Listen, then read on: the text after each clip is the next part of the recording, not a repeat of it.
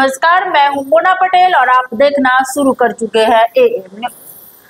सीतामढ़ी में अगर आपको रहना है तो डर के साए में रहना होगा। जी हाँ, एक कहावत जिसने भी बनाई है बिल्कुल सही बनाई है, क्योंकि सीतामढ़ी में अपराधियों के तांडव दिन प्रतिदिन बढ़ते जा रहा है और घटना घटती जा रही है। कहीं किसी को 10 लाख रुपया रंगदारी मांगने की और जान से मारने की धमकी दी जाती है, तो कहीं किसी को बुलाकर हत्या कर दिया जाता है। ऐसा ही बर्ताव सीतामढ़ी जिला में आए दिन घटते रहता है। इसी प्रकार का एक घटना पुपरी थाना क्षेत्र के बछारपुर कब्रिस्तान के पास की है। जी हाँ, बाइक सवार मोबाइल दुकानदार को लूटने की कोशिश कर रहे 2 अपराधी को ग्रामीणों ने धर दबोचा और तीसरा भागने में सफल रहा। पीड़ित मोबाइल दुकानदार पप्पू कुमार कमतौल का रहने वाला है। फिर पप्पू कुमार ने बताया कि वह कमतौल से आवापुर मोबाइल खरीदने जा रहे थे। इसी क्रम में बछारपुर कब्रिस्तान के नजदीक 3 अपराधी उस पर पिस्तौल ताक दिए और उससे छीन छोड़ करने लगे। इसी छीन छोड़ क्रम में अपराधियों के पिस्तौल पप्पू कुमार के हाथ लग गई और शोर मचाने लगे। शोर सुन ग्रामीण आसपास के ग्रामीण दौड़े। ग्रामीणों के आते देख तीनों अपराधी भागने लगे। ग्रामीणों ने हिम्मत दिखाकर 2 अपराधियों को पकड़ने में कामयाब रहे और तीसरा अपराधी भाग निकला।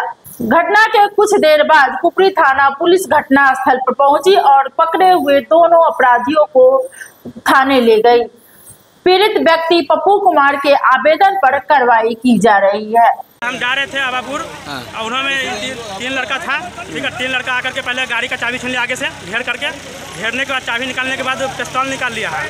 पिस्तौल निकालने के बाद जैसे मतलब हेलमेट जी हमको लगाया था। और उसके 3 लड़का जो है सो एक लड़का मतलब जैसे पिस्तौल लगा दिया था पट्टी में। उसके बाद हम जान बचाने के लिए पहले पिस्तौल पकड़े थे हम जोर से। पकड़ने के बाद जैसे उस जो है ना मतलब हाथाताही करने लगा। हाथाताही करने के बाद जो है सो वो लोग मतलब उल्टे छोड़ने लगा। उसका पकड़ करके सवाल उठेगा रेदा भाई, उनके ऊपर सबसे बड़ा सवाल है।